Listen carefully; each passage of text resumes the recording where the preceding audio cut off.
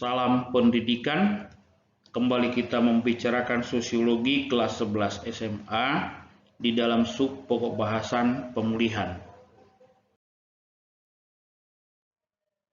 Pemulihan di sini merupakan suatu rangkaian kegiatan yang dilakukan pasca konflik. Rangkaian kegiatan tersebut dalam suatu tujuan mengembalikan keadaan pada keadaan semula. Dan proses pemulihan itu dilakukan pada dasarnya untuk membangun masyarakat itu tumbuh kembali rasa cinta damai. Dan perdamaian adalah merupakan suatu hal yang harus diupayakan dengan secara serius untuk mengatasi sumber-sumber konflik dan akar-akar kekerasan yang terjadi di dalam masyarakat. Jadi pemulihan itu untuk mengembalikan hubungan-hubungan yang harmonis yang hilang setelah terjadinya konflik di dalam masyarakat. Di sini kita akan melihat dasar hukum pelaksanaan pemulihan.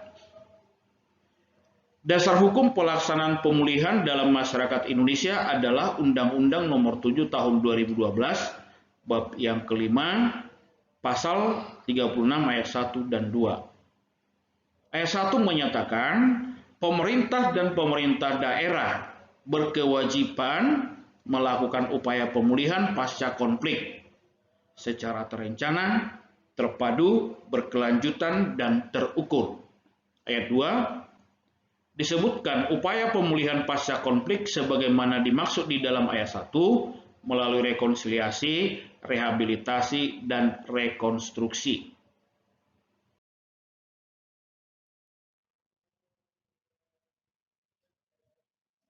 Tindakan-tindakan pemulihan yang akan kita bicarakan di sini ada 5 sebenarnya, yaitu rekonsiliasi, rehabilitasi, rekonstruksi, transformasi sosial, dan reintegrasi sosial.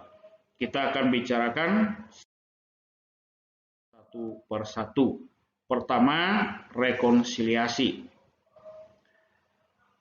Rekonsiliasi adalah suatu upaya mengembalikan keadaan seperti semula.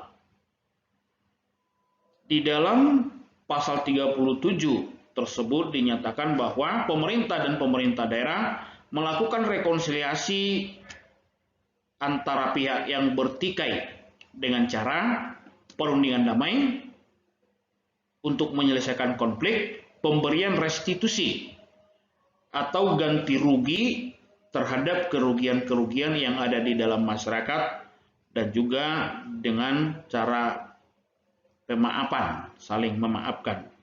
Ayat kedua dikatakan bahwa rekonsiliasi dapat dilakukan dengan menggunakan institusi atau peranata-peranata sosial dan peranata-peranata adat ataupun satuan-satuan tugas penyelesaian konflik. Adapun syarat keberhasilan rekonsiliasi di masyarakat itu di sini ada 7. Pertama, pengakuan. Dalam arti ada pengakuan di dalam hal segala kelemahan, kekurangan, ataupun pengakuan yang menjadi faktor penyebab terjadinya konflik. Yang kedua, permintaan maaf. Artinya, pihak yang berkonflik itu mampu menyampaikan permintaan maaf antar pihak yang bertikai agar bisa terjadinya rekonsiliasi. Yang ketiga, basis moral bersama. Basis moral bersama di sini dimungkinkan masih adanya tatanan nilai ya bersama di dalam masyarakat ataupun norma-norma yang dimiliki bersama. Yang keempat, komitmen. Adanya komitmen pihak yang berkonflik untuk menyelesaikan konflik. Yang kelima, tindakan penyembuhan untuk psikologis. Penyembuhan untuk psikologis itu di mana pada saat konflik akan bisa berdampak psikologis, umpamanya rasa benci, tidak percaya, ketakutan, dan lain sebagainya. Itu harus disembuhkan terlebih dahulu. Terus reparasi, perbaikan, terus pelembagaan kerjasama. Jadi ada 7 syarat untuk mendukung terjadinya rekonsiliasi.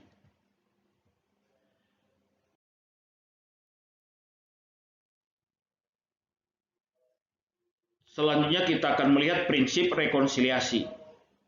Prinsip rekonsiliasi ada 2. Pertama, membangun kepercayaan.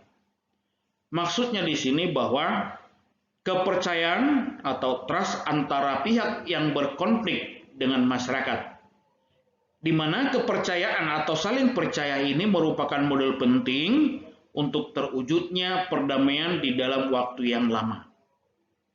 Yang kedua, penerimaan.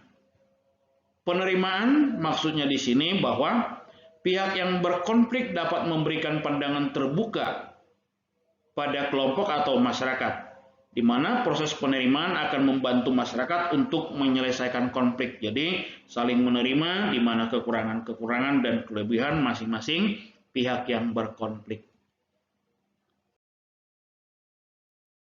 Yang selanjutnya di sini kita akan melihat pengertian-pengertian rekonsiliasi.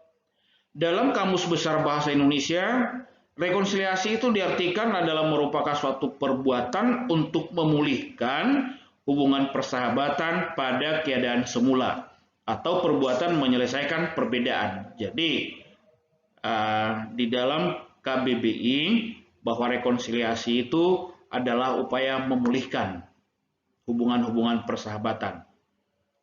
Kalau kita lihat di dalam teori perdamaian, bahwa rekonsiliasi digambarkan sebagai produk penutupan dan penyembuhan. Penutupan maksudnya menutup segala kemungkinan-kemungkinan yang bisa memungkinkan munculnya permusuhan. Menutup segala kemungkinan yang munculnya konflik, pertentangan. Itu yang dimaksud dengan penutupan. Jadi ditutup hal-hal yang memungkinkan terjadi hal tersebut. Yang kedua, penyembuhan. Penyembuhan di dalam arti tindakan-tindakan rehabilitasi, perbaikan atas segala kerugian-kerugian fisik maupun psikologis. Kemudian rekonsiliasi merupakan inisiatif penting untuk menghilangkan ketidakpercayaan dan menghilangkan rasa kebencian yang memicu terulangnya konflik. Jadi artinya rekonsiliasi itu merupakan inisiatif untuk menekan rasa tidak percaya, menekan kebencian yang memunculkan tindakan-tindakan atau kemampuan-kemampuan untuk menciptakan perdamaian, di mana inisiatif tersebut akan menciptakan konsolidasi perdamaian dan memungkinkan terwujudnya perdamaian secara berkelanjutan. Selanjutnya di sini kita akan melihat tentang rehabilitasi. Rehabilitasi diatur di dalam pasal 38 yang berisikan bahwa rehabilitasi merupakan upaya perbaikan atau pemulihan semua aspek masyarakat seperti pada kondisi semula. Jadi memulihkan, itulah rehabilitasi. Upaya yang dilakukan dalam rehabilitasi meliputi 1. Pemulihan psikologis korban konflik dan perlindungan korban kelompok yang rentan. Kedua, pemulihan kondisi ekonomi, sosial, budaya, keamanan, dan ketertiban. Ketiga, perbaikan dan pengembangan lingkungan atau daerah perdamaian. Keempat, penguatan relasi sosial yang adil demi kesejahteraan masyarakat. Kelima, penguatan kebijakan publik yang mendorong pembangunan lingkungan atau daerah perdamaian berbasis hak masyarakat. Keenam, pemulihan ekonomi dan hak keperdataan serta peningkatan pelayanan pemerintah. Yang ketujuh, pemenuhan kebutuhan spesifik perempuan, anak-anak, lanjut usia, dan orang-orang yang berkebutuhan khusus. Yang kedelapan, pemenuhan kebutuhan dan pelayanan kesehatan reproduksi bagi kelompok perempuan. Yang kesembilan, peningkatan pelayanan kesehatan anak-anak. Yang ke-10, pemfasilitasan serta mediasi pengembalian dan pemulihan aset korban konflik. Nah, itu tentang rehabilitasi. Di sini kita akan melihat tentang rekonstruksi. Rekonstruksi merupakan upaya membangun kembali sarana dan prasarana serta kelembagaan di wilayah konflik yang dilakukan oleh pemerintah pusat dan pemerintah daerah. Jadi, membangun sarana-sarana dan prasarana yang telah rusak, umpamanya fasilitas-fasilitas umum yang telah rusak di dalam lingkungan wilayah konflik. Nah, ini merupakan upaya yang dilakukan oleh pemerintah daerah. Nah, pelaksanaan rekonstruksi sosial pasca konflik. Pertama, dilakukan dengan pemulihan dan peningkatan fungsi pelayanan publik di lingkungan dan atau daerah pasca konflik.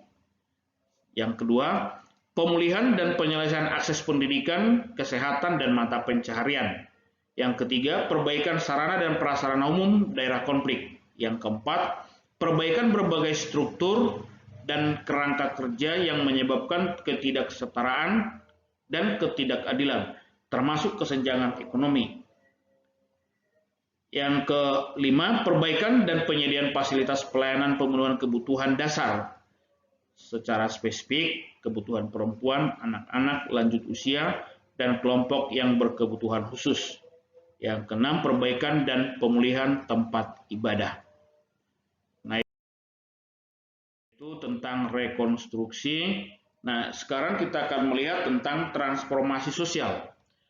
Transformasi sosial adalah perubahan menyeluruh di dalam masyarakat yang terjadi karena kontak dengan kebudayaan lain maupun perubahan sosial. Maksudnya di sini bahwa transformasi itu adalah suatu proses perubahan sebagai akibat daripada dinamika perkembangan teknologi dan ilmu pengetahuan, dan juga merupakan akibat daripada dinamika interaksi lintas batas negara, termasuk di dalamnya interaksi budaya dan lain sebagainya. Hal ini akan bisa berdampak pada perubahan-perubahan. Nah, sosial di sini adalah berunjuk pada hubungan-hubungan masyarakat. Jadi bisa dikatakan bahwa transformasi sosial itu proses perubahan-perubahan sosial di dalam masyarakat itu sendiri. Transformasi sosial membicarakan tentang proses perubahan struktur, sistem sosial, dan budaya. Artinya bahwa transformasi itu bisa berdampak kepada perubahan struktur sosial, bisa berdampak kepada perubahan stratifikasi sosial, perubahan terhadap diferensiasi sosial, sistem kelompok, dan lain-lain sebagainya, termasuk pada sistem nilai dan sistem norma. Nah, transformasi sosial juga akan bisa berpengaruh pada perubahan sistem sosial di dalam cara interaksi, cara komunikasi, di dalam cara hubungan-hubungan sosial antar masyarakat. Dan juga transformasi bisa menyebabkan terjadinya perubahan budaya, baik itu umpamanya di dalam sistem sosial ideologi, kekerabatan, mata pencaharian, ya, sistem peralatan, kesenian, dan lain-lain sebagainya. Di mana transformasi di satu pihak juga bermakna proses perubahan atau perubahan struktur sosial, sedangkan di pihak lain mengandung arti proses perubahan nilai. Jadi transformasi sosial berdampak pada perubahan struktur dan juga bisa berdampak kepada perubahan nilai dan norma. Nah, langkah-langkah di dalam transformasi sosial ada 3. Pertama, invensi, artinya proses di mana ide-ide baru diciptakan dan dikembangkan. Yang kedua, difusi, artinya di mana ide-ide baru itu dikomunikasikan di dalam perubahan sistem sosial. Konsekuensi, maksudnya di sini bahwa perubahan-perubahan yang terjadi di dalam masyarakat dan perubahan sistem sosial sebagai akibat dari pengadopsian ataupun menolak transformasi itu sendiri. Nah, selanjutnya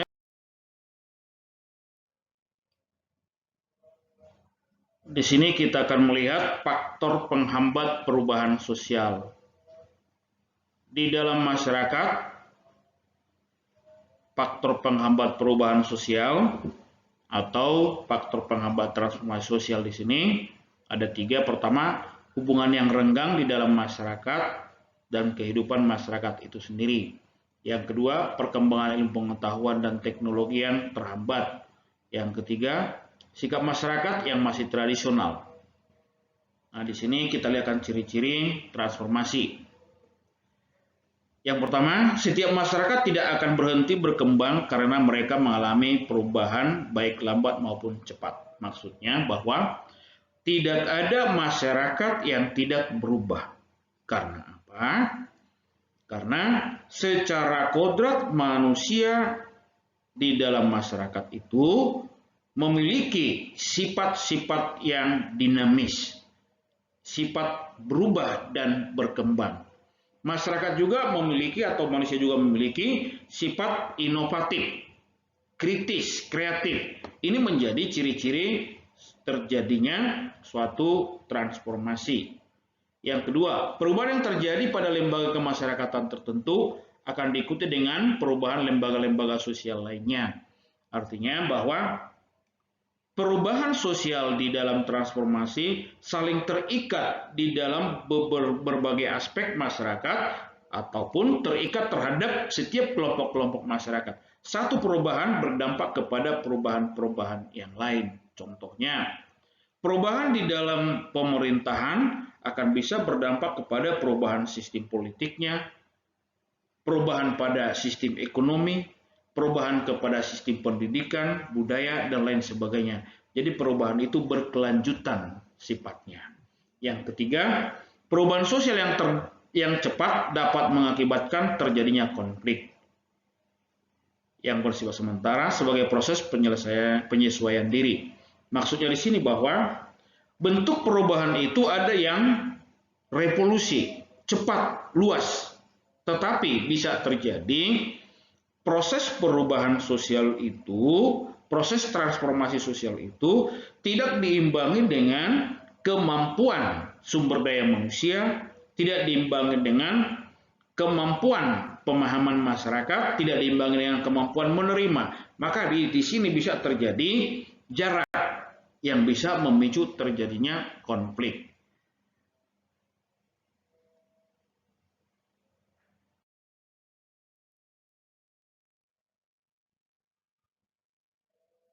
Nah, di sini kita akan melihat tentang reintegrasi yang terakhir. Menurut Sujono Sukamto bahwa reintegrasi sosial merupakan proses pembentukan kembali norma-norma serta nilai-nilai baru.